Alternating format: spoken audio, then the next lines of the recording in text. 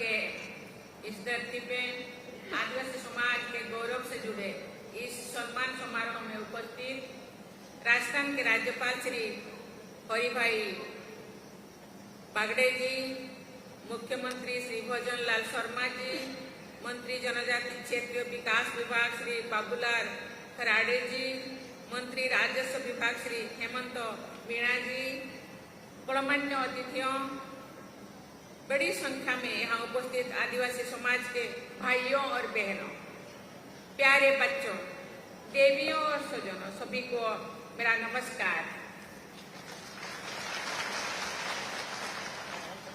आज आदि गौरव सम्मान प्राप्त करने वाले सभी व्यक्तियों को और संस्थाओं को मैं बहुत बहुत बधाई देती हूँ। व्यक्तिगत सम्मान प्राप्त करने वाले लोगों में महिलाओं की संख्या अधिक है। ये आदिवासी समाज के लिए, राजस्थान के लिए और पूरे देश के लिए गौरव की बात है। ये मैं इसलिए कह रही हूँ कि महिलाओं का विकास किसी भी समाज के विकास का आईना है। इस सम्मान समारोह से ये भी सिद्ध होता है कि जनजाति समुदाय के लोगों में बहुमुखी क्षमता है और उन्होंने अनेक क्षेत्रों में अमूल्य योगदान दिया है। हमारे जनजातीय शिल्पीकार भाई बहन अपने हाथों से बहुत सुंदर चीजें बनाते हैं। यहाँ के बनफूल स्टूडियो का जितना सुंदर नाम है उतना ही सुंदर काम है। मैं जब यहाँ आ रही थी उसके पहले जनजाति समाज के और अलग अलग संस्था के एग्जीबिशन मैंने देखा। वहाँ देखा कि समाज के महिलाएं, इस समाज के भाई और बहनें इतने सुंदर सुंदर कलाकृति करते हैं। ट्राइफेड तथा अन्य संस्थाओं द्वारा जनजातीय भाई बहन द्वारा बनाए गए उत्पादों को बाजार तक पहुंचाने के प्रयास की मैं बहुत बहुत सराहना करती हूँ। जनजाति बोल गांव में बच्चों को अनौपचारिक शिक्षा और पोषण प्रदान करने के लिए स्थापित मारवाड़ी समूह की स्नेही माताएं और प्यारे बच्चों से मिलकर मुझे बहुत खुशी हुई है। जनजातीय समुदाय में लोकप्रिय खेलों, तीरंदाज और लक्रोस के बारे में खिलाड़ियों से बात करके मुझे बहुत प्रसन्नता हुई है। मुझे ये जानकर बहुत खुशी हो रही है कि राजस्थान की आदिवासी बेटी सुनीता मीना देश की लक्रोस टीम की कप्तान चुनी गई है। राजस्थान के जनजाति समाज के बेटे और बेटियां खेलकूद की राष्ट्रीय और अंतर्राष्ट्रीय प्रतियोगिताओं में आदिवासी समाज का, राज्यों का और देश का गौरव बढ़ा रहे हैं। उनमें से कई खिलाड़ी यहाँ उपस्थित हैं। राज्य के सभी खिलाड़ियों को मैं शाबाशी देती हूँ। यहाँ स्वयं सहायता समूह से जुड़े राजीविका सखियां बड़ी संख्या में मौजूद है। उनके अमूल्य योगदान के लिए मैं उनकी विशेष सराहना करती हूँ। इस कार्यक्रम में राजीविका सखियों की प्रतिनिधि बहनों को चेक प्रदान करके मुझे बहुत खुशी हो रही है। जिन बहनों ने चेक पाए उनको तो मैं सराहना करती हूँ। जिन बहनों ने आगामी दिनों में चेक पाने के लिए योग्य होंगे वो अभी से अपना प्रयास जारी रखे, उनको भी आगामी दिन में जरूर चेक मिलेगा। इसीलिए सभी बहनों को मैं आग्रह करती हूँ अपना काम, अपना व्यवसाय और जारी रखे और उत्कृष्ट से उत्कृष्ट काम करे, वो भी चेक पाने का हकदार बने। जनजातीय नृत्य में सहजता और ऊर्जा होती है। मैं यहाँ जब आ रही थी तो जनजातीय भाइयों और बहनों में अपना नृत्य प्रदर्शन कर रहे थे। आज प्रस्तुत किए गए नृत्यों को देखकर मैं अभिभूत हुई हूँ। मैं सभी कलाकारों को प्रशंसा करती हूँ। राज्य सरकार के कृषि विभाग की योजनाओं से आर्थिक रूप से लाभान्वित होने वाले हजारों लाभार्थियों को मैं बहुत बहुत बधाई देती हूँ। जनजातीय समुदायों, किसानों और महिलाओं सहित वंचित वर्गों के कल्याण और विकास हेतु अनेक क्षेत्रों में सक्रियता के लिए मैं मुख्यमंत्री श्री भजन लाल शर्मा जी तथा राज्य सरकार की उनकी पूरी टीम को बहुत बहुत साधुवाद देती हूँ। 2 दिन पहले ही गांधी जयंती के दिन प्रधानमंत्री जी के द्वारा राष्ट्रीय स्तर पर तृतीय व जनजातीय ग्राम उत्कर्ष अभियान का शुभारंभ किया गया है। इस अभियान द्वारा 5 करोड़ से अधिक जनजातीय समाज के लोगों को लाभान्वित करने का लक्ष्य तय किया गया है। मुझे विश्वास है कि ये अभियान आदिवासी समाज के गौरव को बढ़ाने का सशक्त माध्यम बनेगा। आज मुझे जन सेवा की अपनी यात्रा की शुरुआत का वो समय भी याद आ रहा है जो मैं ट्राइबल्स एडवाइजरी काउंसिल की सदस्य थी, जिसे राजस्थान में अनुसूचित जनजाति परामर्शदात्री परिषद कहा जाता है। देवियों और स्वजनों, लगभग 450 साल पहले राजस्थान में महाराणा प्रताप के साथ कंधे से कंधा मिलाकर जन्मभूमि के गौरव के लिए मोर मिटने वाले आदिवासी वीरों को पूरा देश याद करता है। हल्दी घाटी से लेकर मानगढ़ के नरसंहार तक असंख्य आदिवासी वीरों के बलिदान की साक्षी रही इस पावन भूमि को मैं प्रणाम करती हूँ। कुछ देर पहले मुझे पवित्र मानगढ़ धाम में पूज्य गोविंद गुरु जी अलौकिक ज्योति की प्रतीक ध्वनि का दर्शन करने का अवसर मिला। इसके बाद मैंने मानगढ़ धाम स्मारक स्थल पर अपने प्राणों की आहुति देने वाले शहीदों की सम्मान दी और पुष्पांजलि अर्पण की। और स्मारक देश प्रेमियों के लिए एक तीर्थ स्थल है। मैं पूज्य गोविंद गुरु और उनके अनुयायी आदिवासी वीरों के स्मृति को सादर नमन करती हूँ।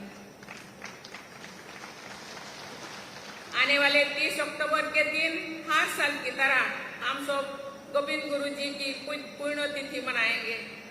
उसके बाद भगवान बिरसा मुंडा की जयंती के दिन 15 नवंबर को सभी देशवासी जनजातीय गौरव दिवस मनाएंगे। पिछले कुछ वर्षों में जनजातीय गौरव के बारे में देश भर में एक नई चेतना का संचार हुआ है। मैं धन्यवाद देना चाहती हूँ माननीय मुख्यमंत्री को जी, इस गुरु गोविंद सिंह के जो ध्वनि मंडप है उसके लिए 5 करोड़ रुपए उसको और भी अच्छा विकास करने के लिए, अच्छा बनाने के लिए वो यहाँ हम लोग के सामने वो डिक्लेयर किए हैं। हमारे देश में गुलामी की मानसिकता को समाप्त करने का राष्ट्रीय लक्ष्य तय किया गया है। ये उल्लेखनीय है कि जनजातीय समाज के लोग गुलामी की मानसिकता से हमेशा मुक्त रहे हैं।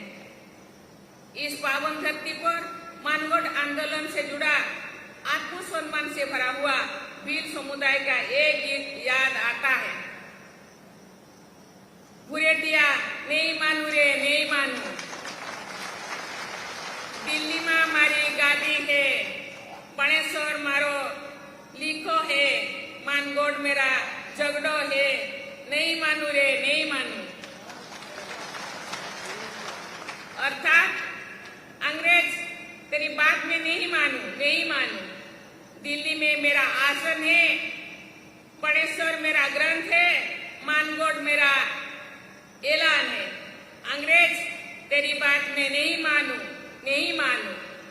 ये गीत स्वाधीनता संग्राम के दौरान एक बहुत बड़े क्षेत्र में जनजातीय समाज के आत्मविश्वास का उद्घोष रहा था। 17 नवंबर 1913 हमारे स्वाधीनता संग्राम तथा जनजातीय आंदोलन की एक अत्यंत दुखद तारीख है। उस दिन इस मानगढ़ धाम में अंग्रेजों ने भील समुदाय के 1500 से अधिक बहादुरों की निर्मम हत्या कर दी गई थी। उस गौरवशाली बलिदान के बारे में पूरे देश के लोगों को, विशेषकर युवाओं को जानकारी होनी चाहिए। शौर्य गाथाएं शिक्षा का अभिन्न अंग होते हैं। उन छात्रावासों में देवियों और स्वजनों, मुझे ये जानकर बहुत प्रसन्नता हुई है कि बांसवाड़ा जिले में जनजातीय छात्र छात्राओं के लिए 6 तथा पूरे राज्यों में 30 एकलव्य मॉडल रेसिडेंशियल स्कूल संचालित किए जा रहे हैं। देवियों और स्वजनों, मुझे ये जानकर बहुत प्रसन्नता है कि बांसवाड़ा जिले में जनजातीय छात्र छात्राओं के लिए 6 तथा पूरे राज्यों में 30 एकलव्य मॉडल रेसिडेंशियल स्कूल संचालित किए जा रहे हैं। राजस्थान सरकार के जनजातीय क्षेत्रीय विकास विभाग द्वारा लगभग 450 से अधिक आश्रम छात्रावास संचालित किए जा रहा है।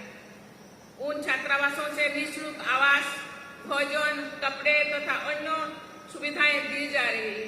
मैं सभी भाई बहनों को मैं आग्रह करना चाहती हूँ, अनुरोध करना चाहती हूँ, अपने बच्चों को स्कूल भेजिए, शिक्षा दिलाइए, क्योंकि शिक्षा ही ऐसे विकास की कुंजी है।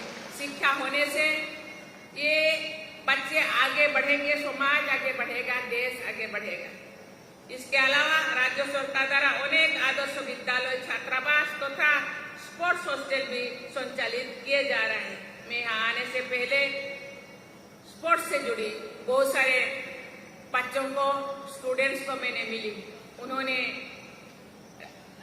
राजस्थान को स्पोर्ट्स के लिए देश में अग्रणी रखने के लिए प्रयास कर रहे हैं, इसलिए मैं उनको बहुत बहुत धन्यवाद देना चाहती हूँ।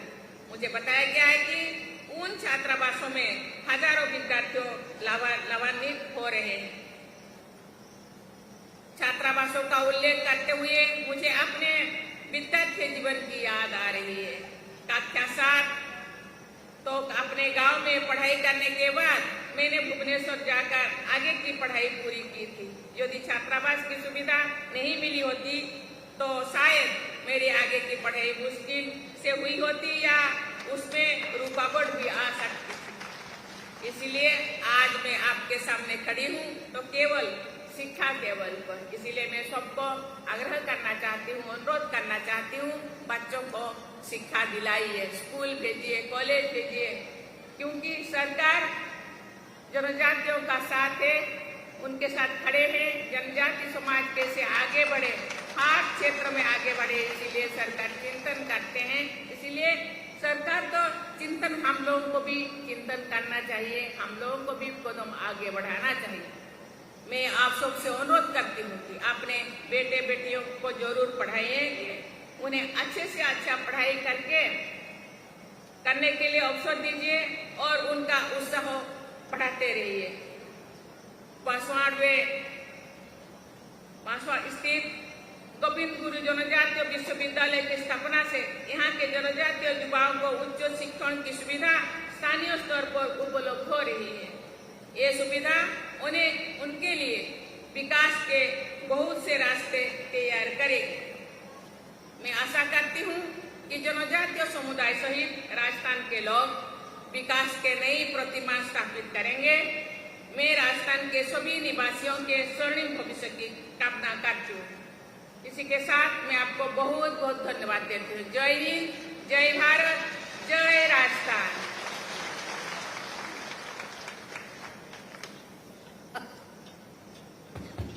आभार, हृदयस्थ और अंतस्थ भाव से बहुत बहुत धन्यवाद माननीय राष्ट्रपति महोदया, आपके इस प्रेरक उद्बोधन के लिए। और आइए अपने अपने स्थान पर खड़े हो जाएं राष्ट्रगान के लिए। आप अपने मुख से राष्ट्रगान को उच्चारित अवश्य करें, वाणी को पवित्र करें। राष्ट्रगान।